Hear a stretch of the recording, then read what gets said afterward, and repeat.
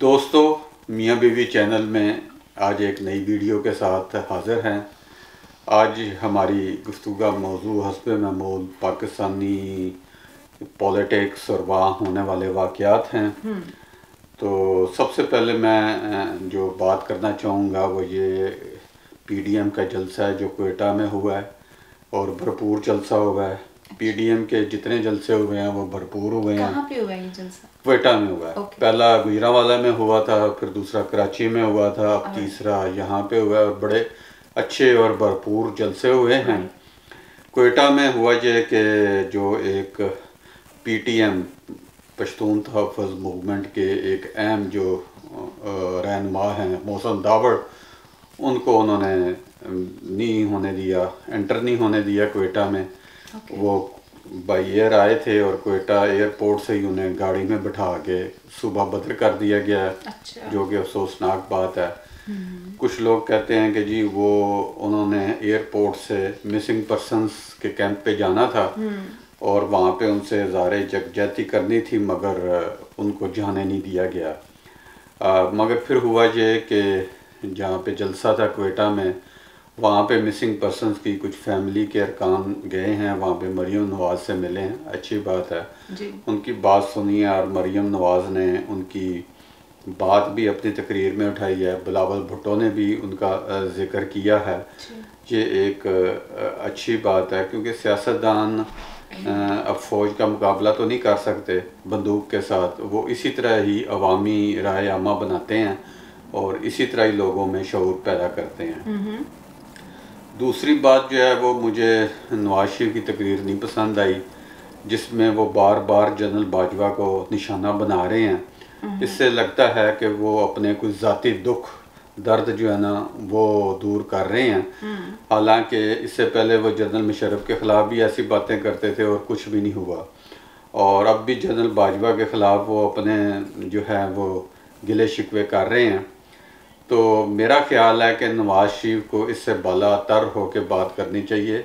उन्हें समझना चाहिए कि पाकिस्तान आर्मी ही एक ऐसा इदारा है जो इस वक्त मुल्क की गुर्बत और जो है गुर्बत का ज़िम्मेदार है और पूरे बैरूनी कर्ज़ों का और दुनिया में जो तन्हाई का शिकार हैं वो इसी की वजह से हैं और बहुत ज़्यादा खौफज़दा भी हैं। और लोग खौफज़दा क्या होने गुर्बत देखे ना, बेसिक चीज़ ये है कि आपके तमाम मुल्क के तमाम वसाइल जो हैं वो एक ऐसा अदारा खा रहा है जिसका कोई आउटपुट कोई नहीं है, कोई पैदावारी आउटपुट कोई नहीं है। खौफज़दा इसलिए है कि उन्हें मालूम नहीं कि फ्यूचर में क्या है, क्या कौन मींस के अवाम के लिए कुछ भी नहीं है फिलहाल, इसलिए वो खौफज़दा है। तो इसलिए वो पाकिस्तान एक तरफ पाकिस्तान आर्मी की हिमायत करते हैं, एक तरफ कुछ जर्नलों की मुखालफत करते हैं। ये कि दुरुस्त बात नहीं है और उन्हें समझना चाहिए कि हालांकि नवाज शरीफ जब इक़्तिदार में आए थे पिछली दफ़ा, उन्होंने फ़ौज का बजट बहुत बढ़ाया था, इसलिए बढ़ाया था कि शायद फ़ौज मुझे कुछ नहीं कहेगी। ये उनकी गलत फहमी है, उनका विजन इतना नहीं है। वो समझते हैं कि फ़ौज के जितने पैसे दे दें वो बरी ज़िम्मा हो जाएंगे, ऐसी बात नहीं है। और इस वक्त सबसे जो बड़ी ख़राबी है पाकिस्तानी सोसाइटी में, वो मेरा ख्याल है वो पाकिस्तान आर्मी का या डिफेंस बजट है। वो जब तक कम नहीं होगा पाकिस्तानी अवाम की जो है मुआशी सूरत हाल सुधरने वाली बिल्कुल नहीं है। तो आपका क्या ख्याल है कि जब बजट बढ़ता है तो वो पीछे नहीं आ सकता? जैसे कि महंगाई बढ़ती है, पीछे नहीं आ सकता, वो रेट वापस नहीं आ सकता। बजट कम हो सकता है। बजट इस तरह कम हो सकता है कि फ़ौज का साइज कम किया जाए और असले की खरीदारी कम की जाए, ठीक है, और हमसाया ममालिक से दोस्ती की जाए और जो दहशत गर्द हैं उनकी सरपरस्ती ख़त्म की जाए, फिर ही बजट कम हो सकता है, वरना नहीं हो सकता। और सियासतदान जब इक़्तिदार में आते हैं तो वो इसी तरह ही कुछ करने, इसी तरह की इक़दामात करने की कोशिश करते हैं जिसकी वजह से उन्हें फिर करप्शन के इल्ज़ामात लगा के फारग कर दिया जाता है। तो अगर आप ये कहते हैं कि अपना उनको आर्मी का साइज़ कम करना चाहिए, अभी आप कहीं मैं कुछ पढ़ रही थी, आपने शेयर किया हुआ था कि अफ़गानिस्तान में जो तालिबान ने हमला किया और अब मुज़ाकरात के बावजूद भी वो कर रहे हैं, तो पाकिस्तान भी तो ये कह सकता है कि हमें भी इर्द गिर्द से ख़तरात हैं, तो हम क्यों साइज़? पाकिस्तान को इर्द गिर्द से कोई ख़तरा नहीं है, पाकिस्तान खुद ख़तरा बना हुआ है इस खिते में। जो जनूबी एशियाई खिता है उसमें वो तालिबान की हिमायत करता है। यही वजह ना, अभी आप फैटफ का मुझसे पूछ रही थी। फैटफ जो है FATF, फाइनेंशियल आगे फाइनेंशियल एक्शन टास्क फोर्स। हाँ जी, बिल्कुल ठीक है। तो ये इदारा, ये एक वॉच डॉग, हाँ ये वॉच डॉग है। ये 1989 में बना था और ये अदारा बुनियादी तौर पे देखता है कि दुनिया भर में दहशत गर्दों की फंडिंग कहाँ से होती है, मनी लॉन्ड्रिंग या कौन ममालिक करते हैं। 2018 में पाकिस्तान को उसकी वॉच लिस्ट में डाला गया था। और 2012 से शामिल है। कौन? 2012 से 15 और फिर 18 में भी ये लोग ग्रे लिस्ट में आए हैं। क्योंकि अच्छा, ये 27 में से 21 नुकात पे तो ठीक है, 6 नुकात में सही। अच्छा, तो 6 नुकात अब पूरे नहीं ना हो रहे, अब साल 2 साल हो गए, आप पूरा नहीं कर सकते। और हम खुश होते हैं कि चलो ग्रे लिस्ट में ही है। शुक्र है ब्लैक लिस्ट में। अगर अभी 4 महीने की एक्सटेंशन मांगी है पाकिस्तान ने कि हम कोशिश करेंगे कि हम अपने आप को बेहतर कर, ये वक्त गुजारने की कोशिश करती है पाकिस्तानी रियासत, वो कि और वो तुक्के लगाती है। और कोशिश इस दौरान उनकी कोशिश ये होती है कि कोई आलमी सतह पे कोई ऐसा वाक़या ना रोनमा हो जाए कि हमें वो दुनिया उस चक्कर से भूल जाए और हमारी लॉटरी निकल आए, जैसे कि 9/11 का वाक़या हुआ था और पाकिस्तान को जो है वो लॉटरी निकल आई थी और अमेरिका ने फिर नवाज शाह का सिलसिला शुरू कर दिया था। अब इन्होंने इमदाद दी, इन्होंने कहा था कि जी हम दहशतगर्दी के खिलाफ जंग कर रहे हैं, हालांकि ये जंग नहीं कर रहे थे, ये दोगला काम कर रहे थे। दूसरी बात ये कि 37 कंट्रीज इसमें शामिल हैं, तो 37 ओके 39 इसमें ये कि 37 कंट्रीज हैं या 39 कंट्रीज हैं, क्या वो ग्रे लिस्ट में नहीं है? सिर्फ पाकिस्तान ग्रे लिस्ट में नहीं, वो लोग नहीं 37 मेंबर कंट्रीज है ना। उन मेंबर कंट्रीज ने फैसला करना होता है कि पाकिस्तान पे इल्ज़ाम है ना जी। अच्छा, उन्होंने जो 27 मैं कह रही हूं कि उनमें नहीं है, सिर्फ पाकिस्तान ग्रे लिस्ट में नहीं, ब्लैक लिस्ट हो चुकी, एक ईरान ब्लैक लिस्ट होने का खतरा था ना। हाँ। उसमें ये है कि इस वक्त 2 ममालिक जो हैं, चीन शुमाली कोरिया और ईरान ब्लैक लिस्ट में है और पाकिस्तान ग्रे लिस्ट में है और उन पे पाबंदियां लगी हुई हैं। और अगर पाकिस्तान ब्लैक लिस्ट में आता है तो इस पे भी पाबंदियां लग जाएंगी। ये बात कम लोगों को मालूम होगा कि पाकिस्तान को अगर फ्यूचर में अपने अखराजात करने या कर्जों से या उन्होंने इंपोर्ट एक्सपोर्ट करना है तो इसका बहुत बुरा असर पड़ेगा। बुरा असर पहले ही पड़ रहा है और वैसे खराब हो जाएगी। लेकिन मैं इमरान खान का आज ही बयान पढ़ी थी, वो तो कह रहे हैं कि बिल्कुल हम सुपर पता नहीं क्या बन जाएंगे या फिक्र ना करें और ये है वो पिछले 2 साल से तसल्लियां दे रहे हैं। अब असल में बात यह है कि पाकिस्तान को 12 वोट चाहिए उससे निकलने के लिए, और 12 वोट के लिए 12 ममालिक से आपकी यानी कि सफारती जो है तन्हाई इतनी ज़्यादा है कि 12 ममालिक आपसे बातचीत करने को तैयार नहीं है। कम अज़ कम आप या तो 12 ममालिक का दौरा करें उनको नहीं दौरा करना, ये वैसे तो ये भागे पैसे लेने भागे जाते हैं, जाएं उनसे बात करें, उन्हें बताएं कि ये हमारा मसला है, मगर इनकी आप कह लें गवर्नेंस ही इतनी कमज़ोर है या ये सफारती तौर पे इतने तनहा हो चुके हैं। हमको कोरोना का भी बहाना मिल गया कि कोविड की वजह से हम लोग कहीं जा नहीं सकते। नहीं, कोविड का बहाना नहीं है, ये सारे बस हमें बहाने बनाते हैं जी। ये बेसिकली काम करना चाहते ही नहीं है। बहरहाल ये चीज़ें बहुत ज़रूरी हैं कि आवाम को भी बताया जाए कि हम ग्रे लिस्ट में हैं और आप कोशिश करें उन लोगों को मतलब कि सही मैसेज कन्वे करने की। आप जैसे कि नवाज शरीफ की बात कर रहे हैं, ये झूठी मूठी तसल्लियाँ, दूसरों पे इल्ज़ाम लगाना, ये आर्मी चीफ ठीक नहीं है, वो आर्मी चीफ ठीक नहीं है, ये खुद भी ठीक नहीं है। आप नवाज शरीफ आप जैसे कहते हैं, मेरे ख्याल में उनको नहीं देखिए सियासतदानों पे हमें इल्ज़ामात ज़्यादा लगते हैं। मसला ये देखें अगर प्राइम मिनिस्टर हो भाई काम करने नहीं ना देती आप पाकिस्तान आर्मी।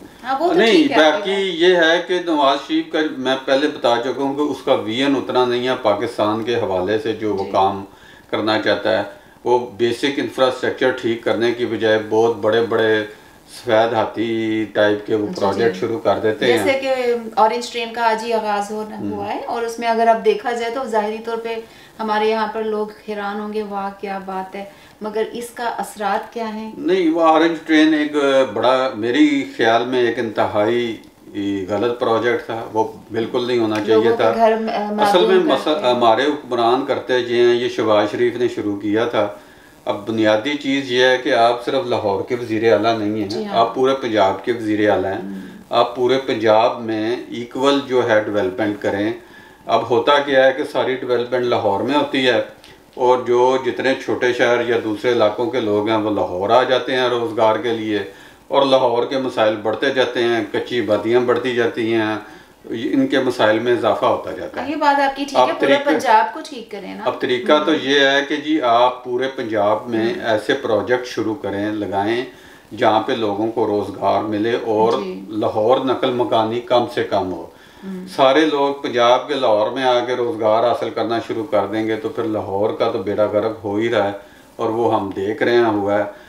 और अब इस ट्रेन के ऊपर जो ख़र्चा आ रहा है फ़ी किलोमीटर, वो कह रहे हैं कि जी कोई तकरीबन 400 कुछ रुपये है, मगर जो मुसाफिर से किराया लिया जा रहा है 45, वो 45 लिया जाएगा। बाकी तो गवर्नमेंट देगी ना। लेकिन जो सैलरीज हैं, जो स्टाफ नहीं बाकी वो सारे खर्चे मिला के 400 कुछ करके है बन रहा है, और बाकी तो गवर्नमेंट ने देना है खर्चा। जो गवर्नमेंट ने इतने पैसे लगाने हैं तो वो सिर्फ लाहौर के लोगों के लिए आप कर रहे हैं, तो ये बहुत ज्यादा दूसरे पे जो इलाकों के लोग होते हैं उनके अंदर ये आता है हम ये पाकिस्तान का हिस्सा नहीं है। ये आपको चाहिए कि डेरा गाजी खां में भी डेवलपमेंट करें, कोट अदू में भी डेवलपमेंट करें, बखर में भी डेवलपमेंट करें, दूसरे इलाकों जो पंजाब के दूसरे जो शहर हैं उनमें भी डेवलपमेंट करें। जवाब पता क्या देंगे? वहाँ पे यूनिवर्सिटियाँ कायम करें, वहाँ पे हॉस्पिटल बनाएं, या सारा कुछ करें।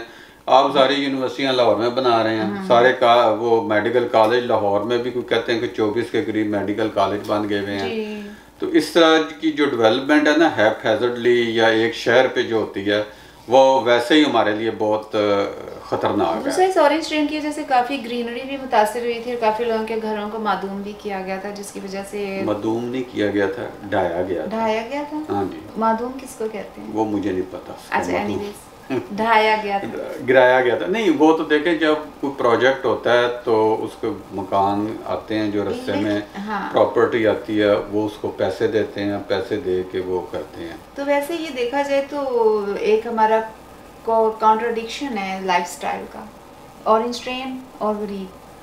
हाँ, ये तो है, इसी की तो मैं खिलाफ हूँ, बात कर रहा हूँ कि आप वैसे इंफ्रास्ट्रक्चर दुरुस्त करें, इंफ्रास्ट्रक्चर दुरुस्त करें और पूरे शहरों में दुरुस्त करें, तो आपको ऑरेंज ट्रेन की ज़रूरत ही नहीं है। ऑरेंज ट्रेन आप उस वक्त लगाएं जब आपके पास बहुत ज़्यादा पैसा आ गया है और बाकी आपकी ज़रूरियात पूरी हो गई हैं, तो फिर आप ऑरेंज ट्रेन लगाने में कोई हर्ज नहीं है। अच्छी बात है, मगर अभी तक जो है ना, ये इससे गुर्बत में और लाहौर के मसाइल में इजाफा ही होगा।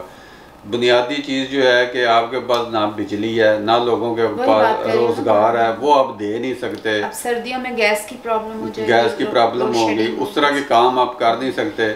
आप ऑरेंज ट्रेन दिखा रहे हैं और वो आती जाती देख रहे हैं, बस इसी पे हम खुश हो रहे हैं। जब उतरेगा एक मुसाफिर तो वो सोचेगा मैं किधर को जाऊँ, क्योंकि आपकी वो ज़िंदगी बराबर लेवल की नहीं है ना। जैसे अब बस से उतर के खुश होना चाहिए कि अब मैं एक अच्छे और अपनी ज़िंदगी में ही हूँ, लेकिन ऑरेंज ट्रेन में बैठ के वो जो ख्वाब देख रहा होगा वो बेचारा उतरने पे वैसा ख्वाब नहीं होगा उसका। ये तो वैसे अब ये ख्वाबों के सिलसिले पे मैं क्या बात करूं। बहरहाल ले जी नाजरीन, नहीं अभी एक सवाल है, वो जो आतिफ मियाँ का IBA का मैंने आपसे पूछना था, वो तो रह ही गया मेरा। क्या था वो? उनको क्यों निकाला गया? निकाला नहीं गया। अच्छा। असल में IBA जो है ना, वो इंस्टीट्यूट ऑफ बिजनेस एडमिनिस्ट्रेशन में है, कराची का एक बहुत बड़ा अच्छा प्रेस्टिजियस इदारा है जो बिजनेस की तालीम देता है। अच्छा। वहाँ पे उन्होंने किया ये था कि आतिफ मियाँ जो हैं वो एक बैनुल अक़वामी शोहरत के इकोनॉमिस्ट हैं। इधर अमेरिका में ही होते हैं, प्रिंसटन यूनिवर्सिटी में वो पढ़ाते भी हैं। और उन्होंने IBA ने अरेंज किया था, उनका एक लेक्चर अरेंज किया था स्टूडेंट के साथ, जिसके ऊपर उन्होंने इकोनॉमिक्स के ऊपर गुफ्तगू करनी थी। और उसका ऐलान किया गया था कि ये एक अच्छा, वो गुफ्तगू ये थी कि ऑनलाइन होनी थी, जूम के ज़रिए होनी थी। आजकल जूम का बड़ा चर्चा है कोविड की वजह से। वहाँ पे इन्होंने इकोनॉमिक्स के ऊपर कोई एक्सपर्ट आदमी हैं, इन्होंने कोई गुफ्तगू करनी थी, बस जो स्टूडेंट्स हैं उन्होंने सवाल पूछने थे। मगर हमारे यहाँ चूँकि इस्लामी इंतहा पसंदी इतनी बढ़ा दी गई है, आतिफ मियाँ का मसला ये है कि वो अहमदी है। ओह आई सी, मुझे नहीं मालूम था। आपको नहीं मालूम? मैंने सिर्फ सवाल लिखा हुआ है, मुझे नहीं पता था वो अहमदी हैं। अच्छा। और अहमदी होने की वजह से उनके ऊपर उधर वहाँ पे किसी ग्रुप ने धमकी दी कि जी अगर ये हुआ, नशर हुआ, तो हम ये इस पे हमला करेंगे या इसको इस तरह धर्म बरम करने की कोशिश करेंगे, जिससे डर के इंतज़ामिया ने उनका वो जो था प्रोग्राम वो ही कैंसिल कर दिया।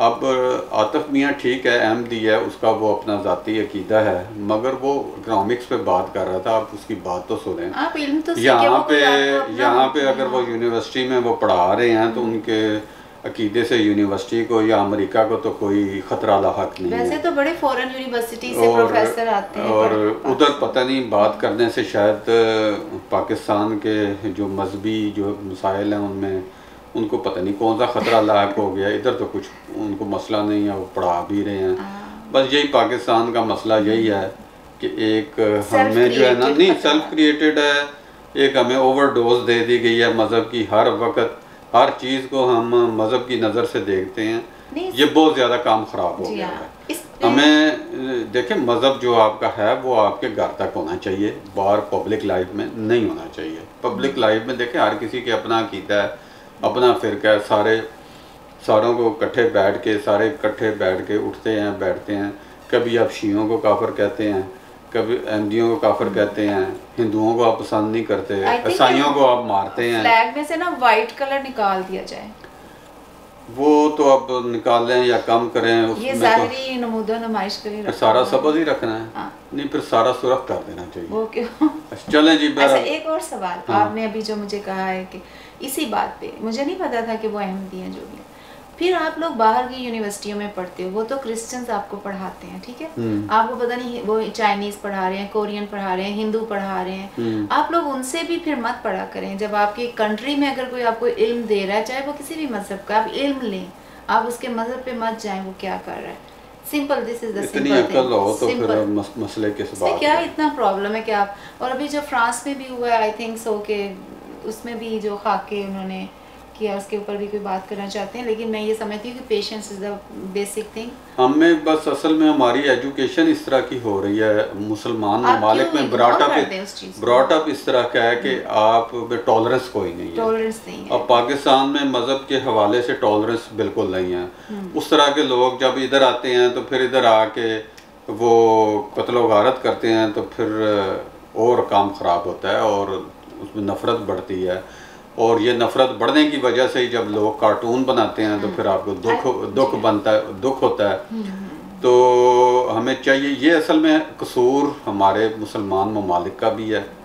उनके ममालिक जैसे कि आप देखें ना पाकिस्तान में है कि हमें इस तरह बताया जाता है कि बस दुनिया की हम सबसे आला कौम है, और उसके बाद बाकी सारे जो है ना घटिया, रजील, निचले दर्जे के लोग हैं, और हम ही आला हैं, और हम ही आला ही जो है ना जी, ये काम खराब है, सुपीरियरिटी का कॉम्प्लेक्स है। लेकिन एक चीज़ और भी बात मैं कहूँगी कि आप बाइकआउट करेंगे, ठीक है, फ्रांस की चीज़ों का मैं पढ़ रही थी, ज़रूर हम भी अच्छा नहीं समझते कि वो वाक़या जो भी हुआ अच्छा है, लेकिन आप अगर इसको इग्नोर करना सीखें तो ज़्यादा बेहतर होगा। ज़रूर किसी को रिटेलिएट करने का मौका मगर वो इग्नोर हो सकता है, मगर वहाँ पे जो मुसलमान उलमा बैठे हैं की ज़ात इतनी बड़ी है कि उनको किसी भी कहने से किसी को कोई फ़र्क नहीं पड़ता। नहीं, अब उनके खिलाफ एक्शन हो रहा है ना जी। ये जो मौलवी बैठे हैं ना मदरसों में, ये इग्नोर नहीं करने देते लोगों को। यही है ना, लाठी चार्ज करवाते हैं, ये लोगों को उभारते हैं, ये बहुत गलत बात। और सोशल मीडिया पे उभारते हैं दूसरे। अब तो खैर सोशल मीडिया पे भी वो फ्रांस में तो उन्होंने प्रोवोक मत करें और